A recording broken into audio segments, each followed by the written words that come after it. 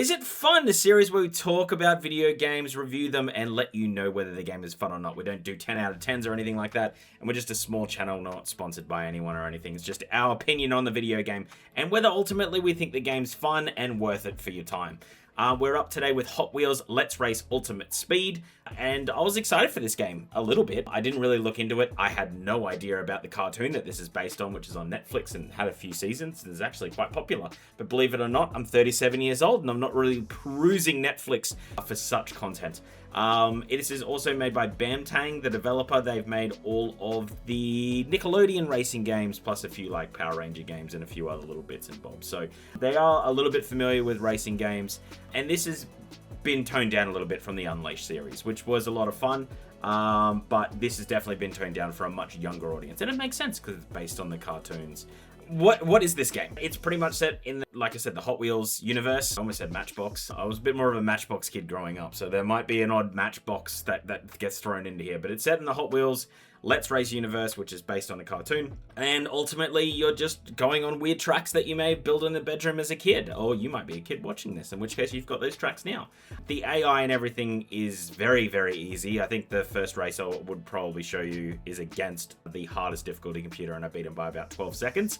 So it should let you know that this game is very, very simple and very, very easy. You can make a lot of mistakes. The game isn't going to punish you for that. So I would say it's much geared to a younger audience, but you're pretty much on weird tracks. You're floating around everywhere. There's a fair bit going on around you. I would say you're more of a passenger with that. So there's some tracks where you go onto jumps, but it's pretty much just automatically, putting you on them. It does try to steer you back onto the track, especially when you're mid-air. I would say during the track phase, it's mostly you driving.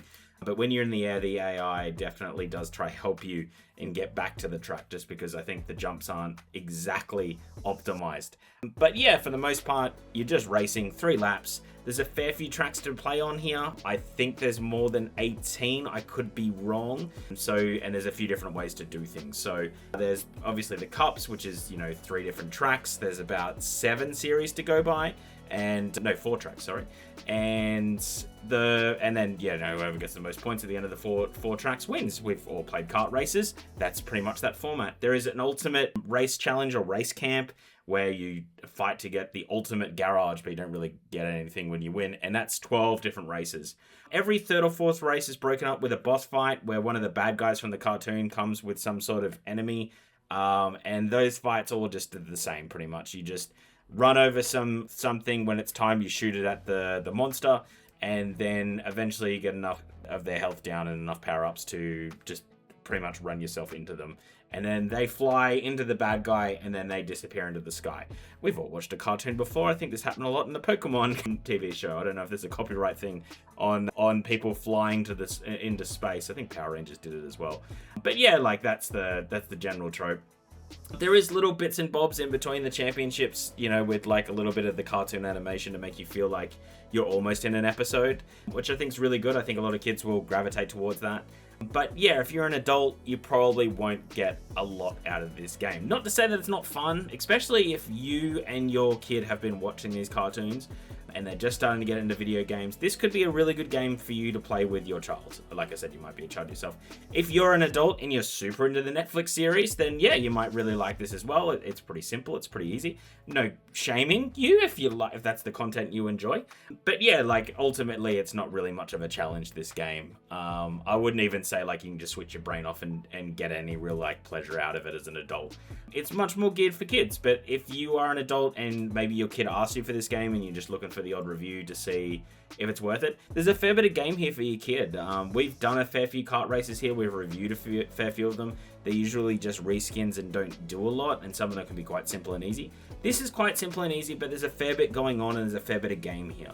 There's also the track design element, which really does get into the Hot Wheels space where you can kind of make your own tracks, and that's what I loved as a kid, outside of whipping my younger brother with the actual Hot Wheels little track pieces. And that's really what they're meant for, right? Is for the older brother to just 12 years of slave, just start whipping the younger brother. But outside of that, it was making these wild and wacky tracks and seeing what you could do with cars that are different. And then maybe when you're out and about bored, you'd be like, oh, what if I did this with the track and did this jump into a bucket or something like that.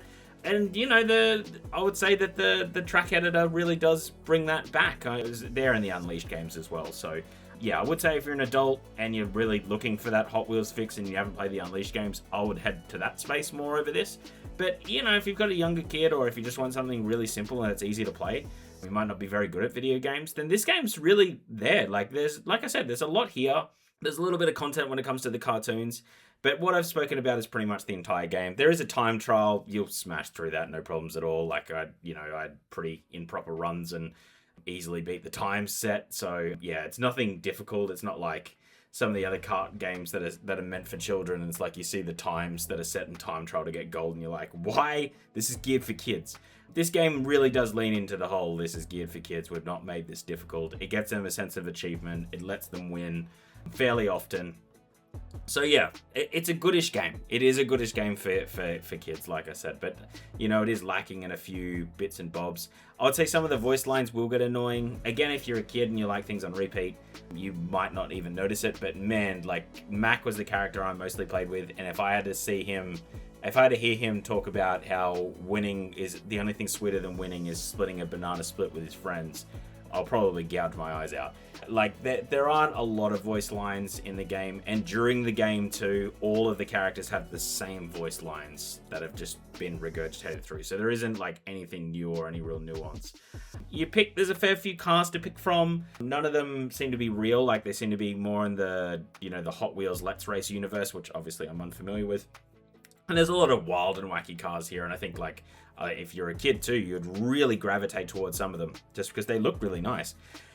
But yeah, I think if I was a kid, I'd really enjoy this game. And to be honest, as an adult, I didn't hate it. It's just very simple and basic. But that's okay. It's just not meant for a 37-year-old. And I definitely have the maturity to understand that this game is meant for a younger audience. So yeah, but if you definitely have that younger audience, or you're looking, for a review or something to play with your kid, then yeah, I would ultimately head down this route.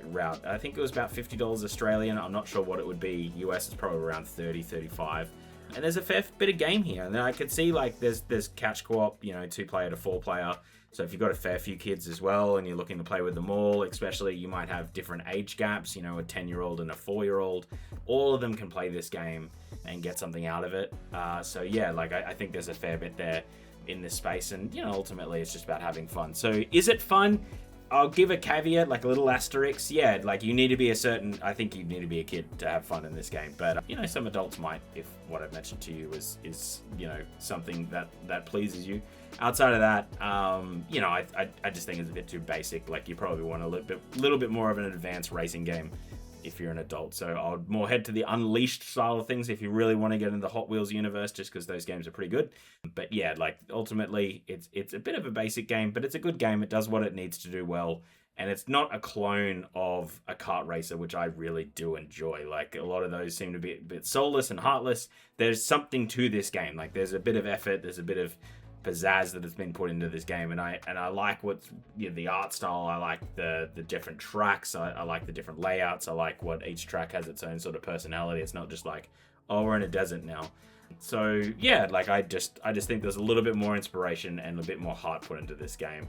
It wasn't just a reskin slop of here's the Garfield characters for Garfield Kart 2. So yeah, even though I'd say that game was probably a little bit more advanced, this one definitely still finds its way in the world, which is nice. You need games like this for people to get into gaming. It's a real entry level game, I think, in the racing style of things. If you're into Forza and you're into Project Cars and those sort of games, you probably won't enjoy this. I'll let you know you won't enjoy this. If you have your own racing wheel, you will not enjoy this. If you like F1 games, you won't enjoy this. But you might have a kid also and you just want to start them on that journey, then this game could be for both of you.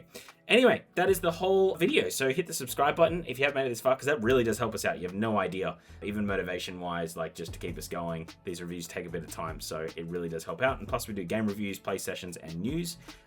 Looks like my brother's on the mend, so I'll be doing a lot more play sessions, which will be nice, because he's getting good at editing those. And yeah, hit the like button, because it shoots off to other people. And comment down below anything to do with Hot Wheels or this game.